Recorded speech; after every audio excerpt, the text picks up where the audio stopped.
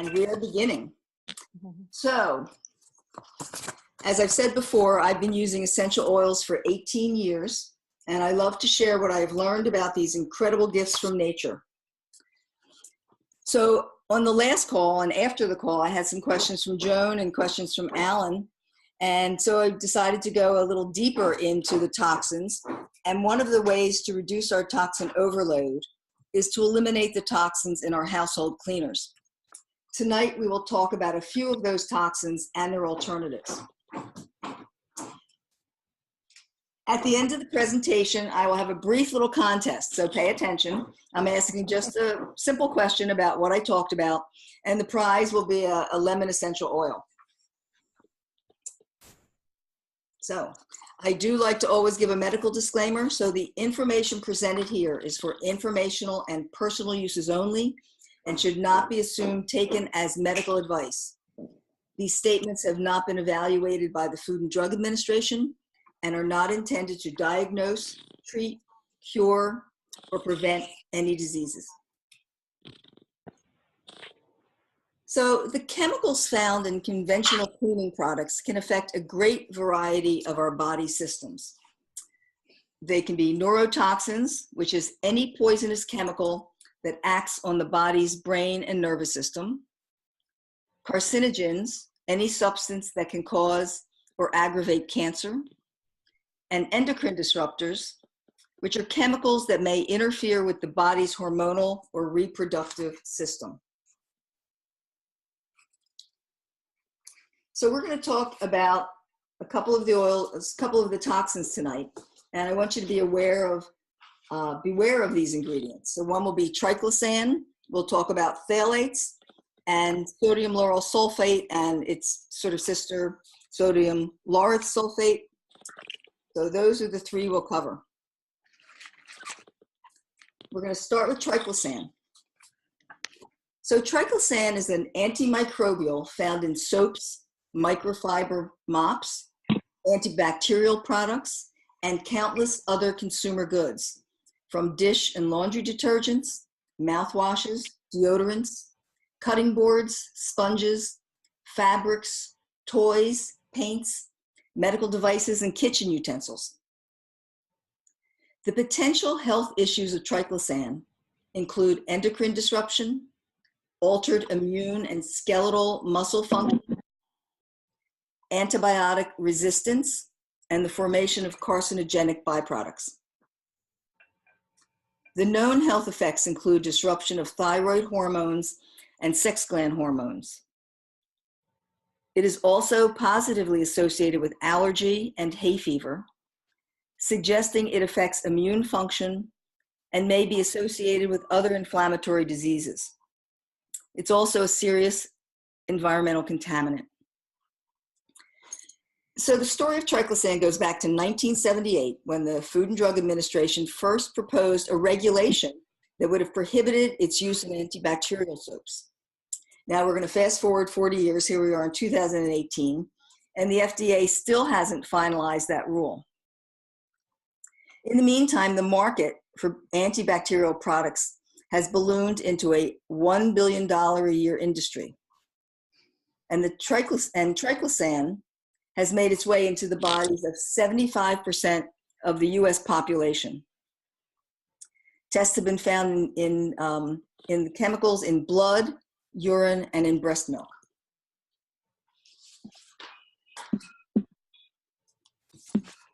So products that contain triclosan. Now, due to public pressure, many major manufacturers have quietly begun reformulating their products without triclosan.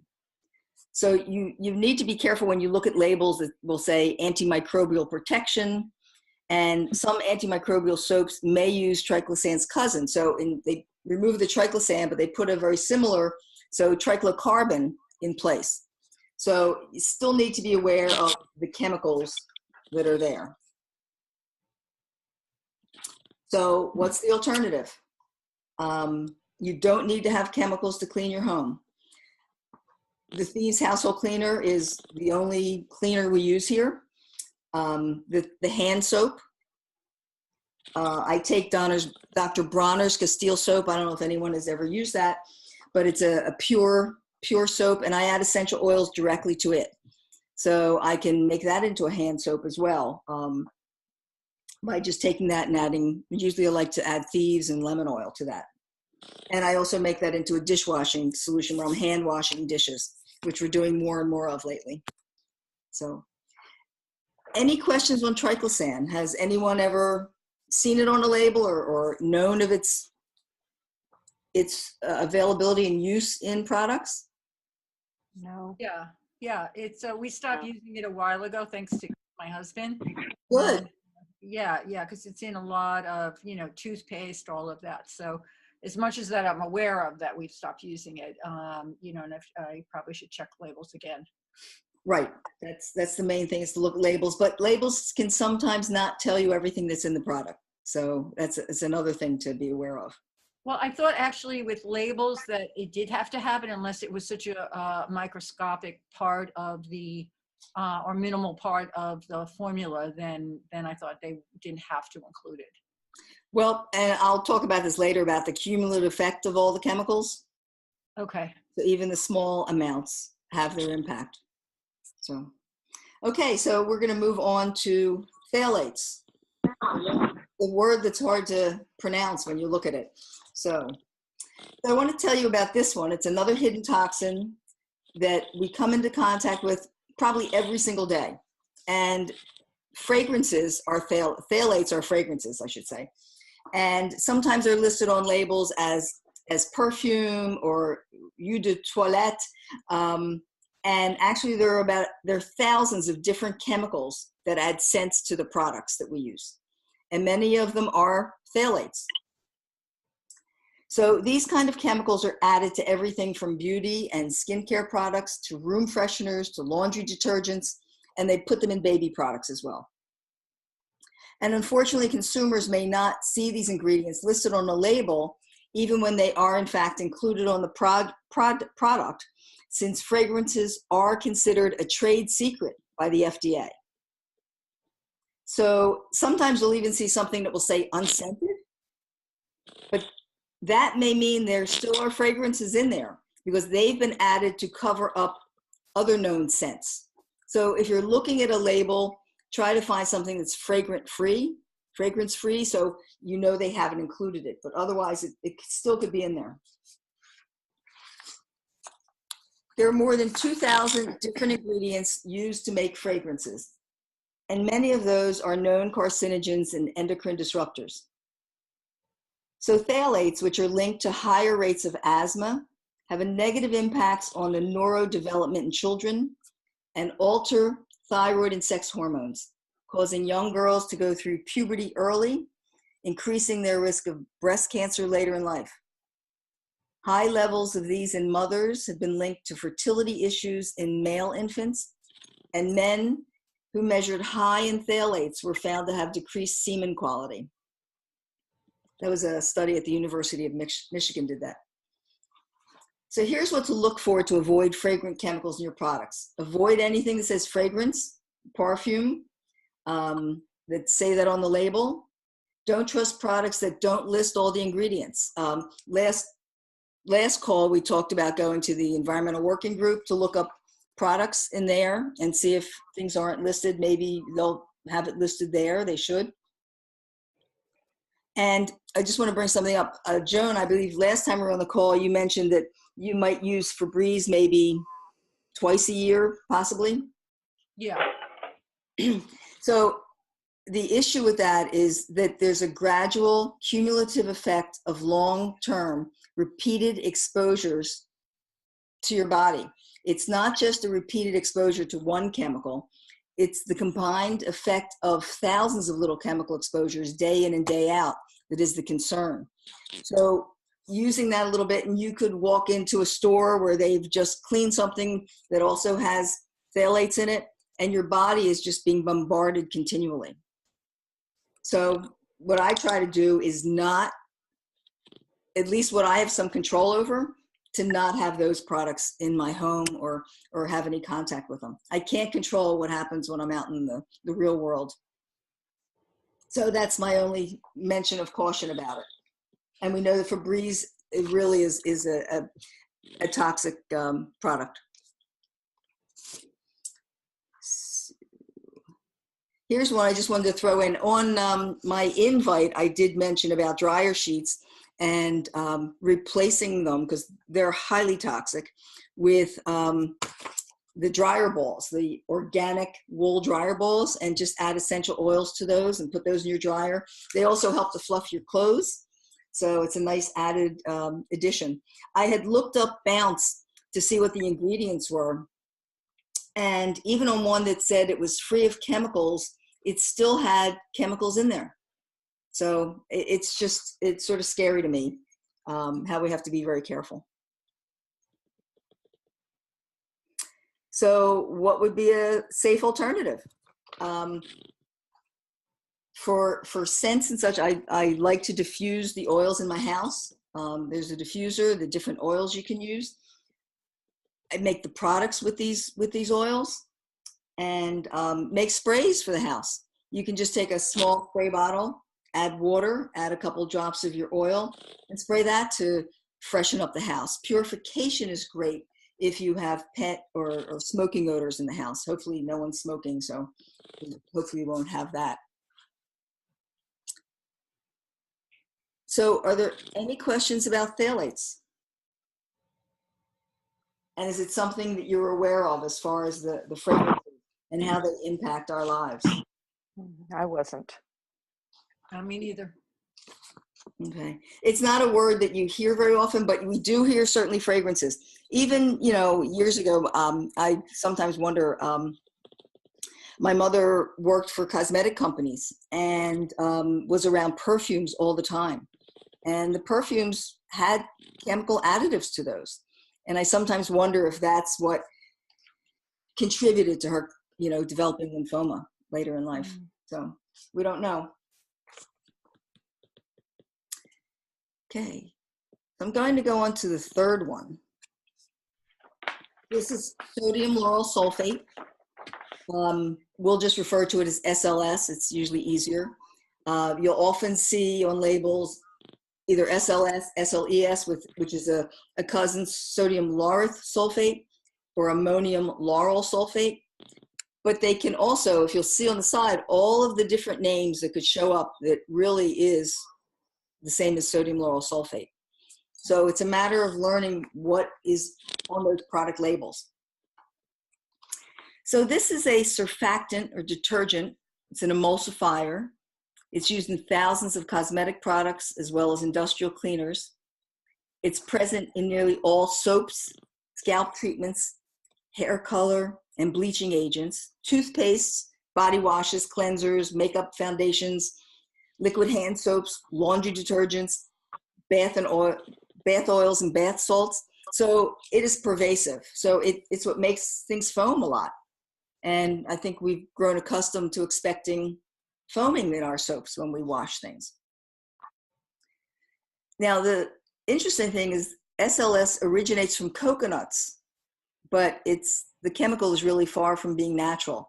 The problem with SLS is that during the manufacturing process, it gets contaminated with what's called 1,4-dioxane, which is a carcinogenic byproduct. So it's a sodium salt of lauryl sulfate, and it's classified by the Environmental Working Group. We had talked about that. They have a cosmetics database as a denaturant, surfactant, cleaning agent, emulsifier, and foamer.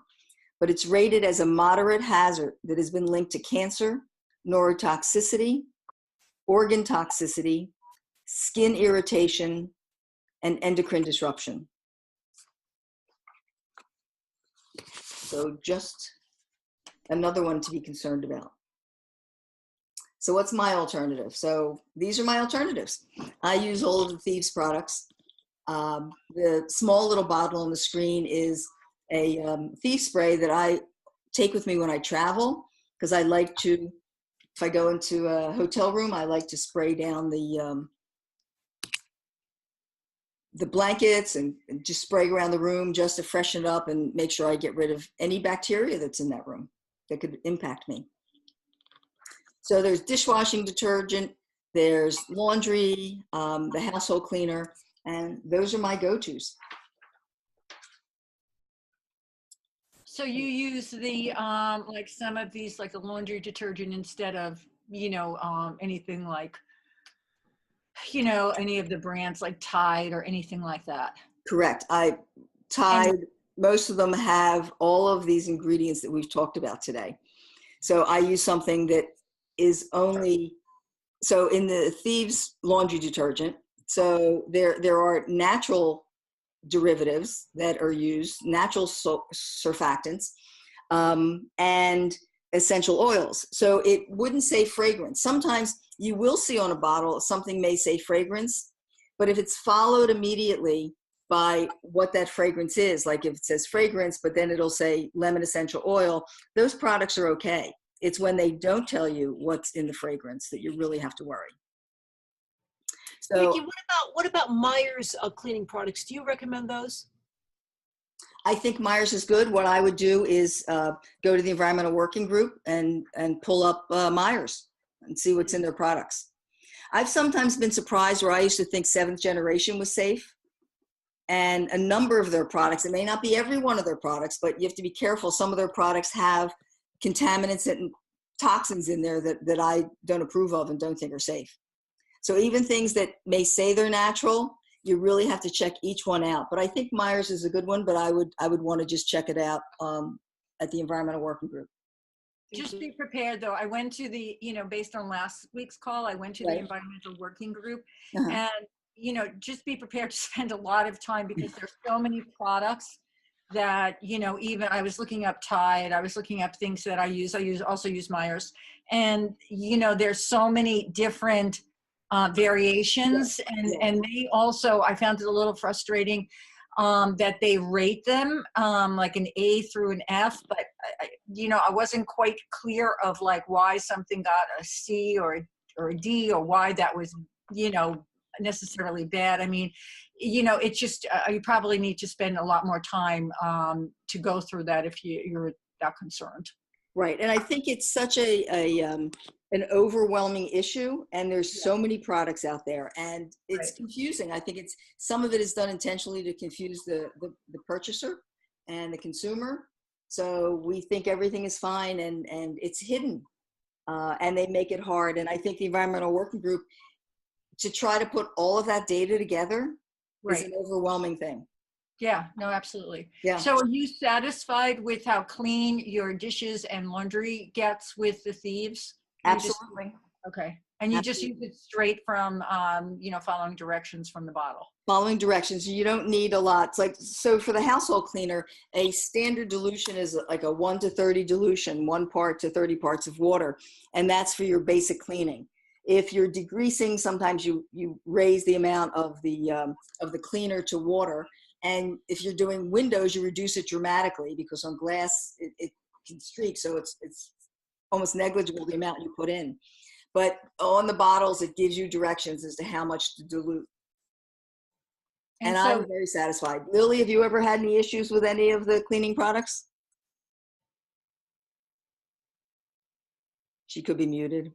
Okay. All right. Thank you. Yes. So I'm going to stop this share, and we'll be able to see one another again. Raise this up. And start my video again.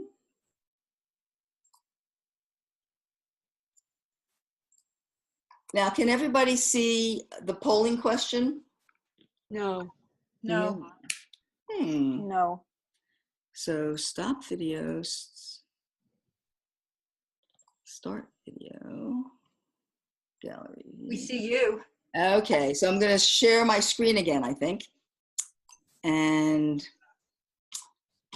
nope, it's not showing my poll. Okay. Can you see it now? No. No, we're still seeing the Thieves products. Okay, let's try this. Oh yeah, we got it now. Oh. Okay. Yeah. Okay. There's my poll. So if you click on the correct answer,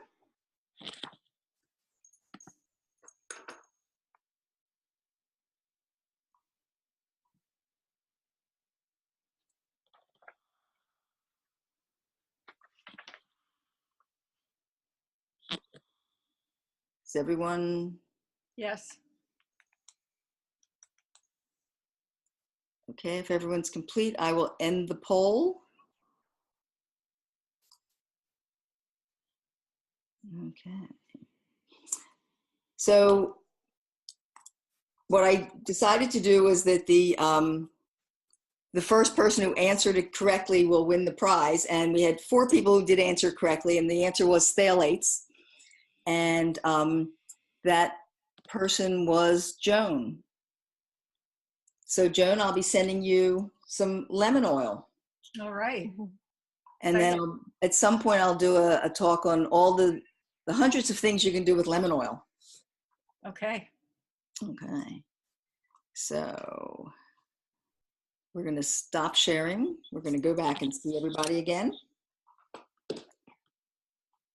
So are there any questions about anything we talked about tonight, or anything that you'd like to bring up about products you use or concerns you have? Can you see that here's my dryer ball. Can you talk about bleach? So is bleach a really bad thing as well? Bleach is a really bad thing. I didn't add that, but bleach is one of the bad things that you can use. So, and why? Because it seems like it would be a germ killer and whitener and all the good stuff. It is a great germ killer, but I think it's sort of safer to use a non-chlorine. A lot of original bleaches had chlorine in them, and chlorine is hazardous and toxic. What about ammonia and vinegar? Ammonia is a no-no, but vinegar is a wonderful cleaning product. So a good thing to do is, if you're going to make your own, is to take vinegar and add an essential oil to it. So it'll cut down the smell of that vinegar.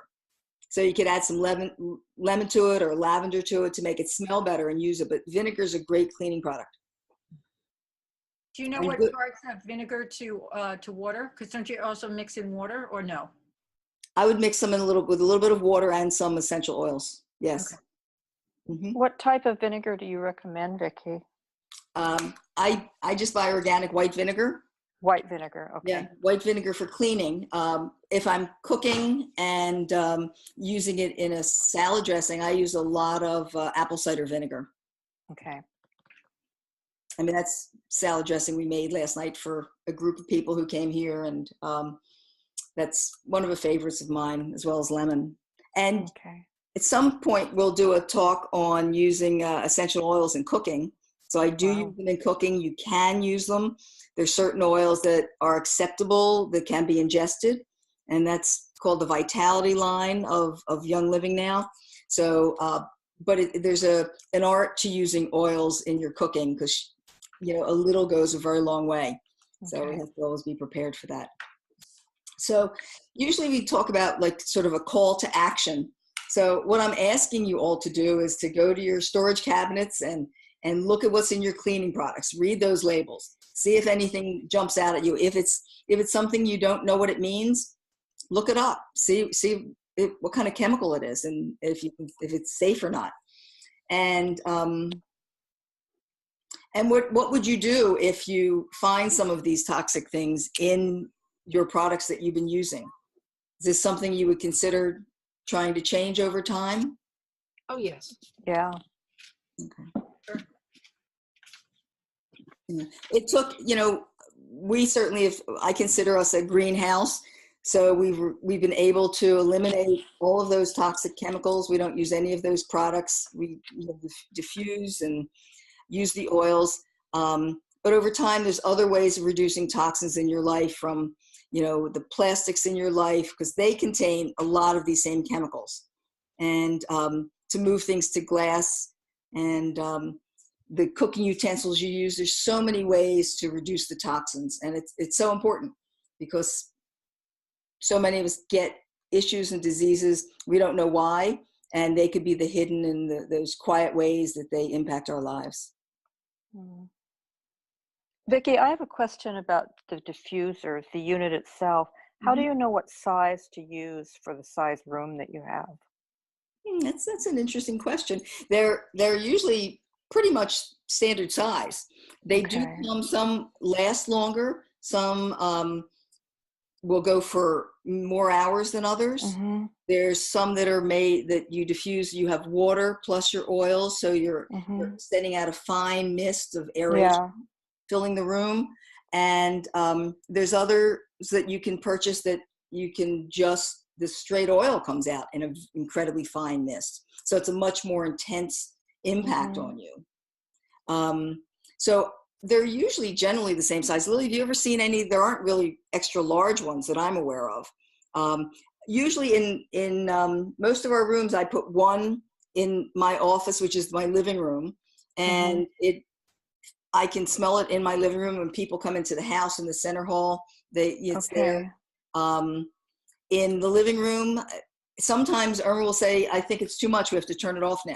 So I can't really say, you know, what size, but I think it's something you can play with. And if you need more, add another one. Okay. So even if it's local, like if it's in a part of the room, if you can smell it in another room, does that mean it's moving through the house? It is moving. If you have circulation in your house, it will, but the major impact will be the room in which you're diffusing.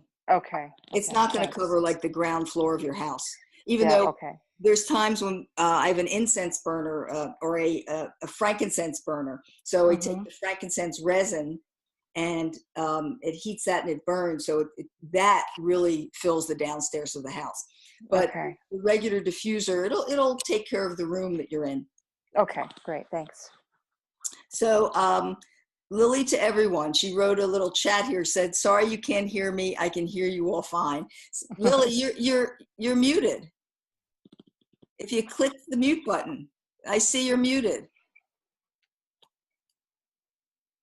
Unmute, I don't know. So, and Kimberly, I see you're muted. Unmute. I don't know. Well, I'm sorry. I did it on purpose because I just got home from work and had to make sure I didn't want you to hear me. Okay, but Lily, try it again.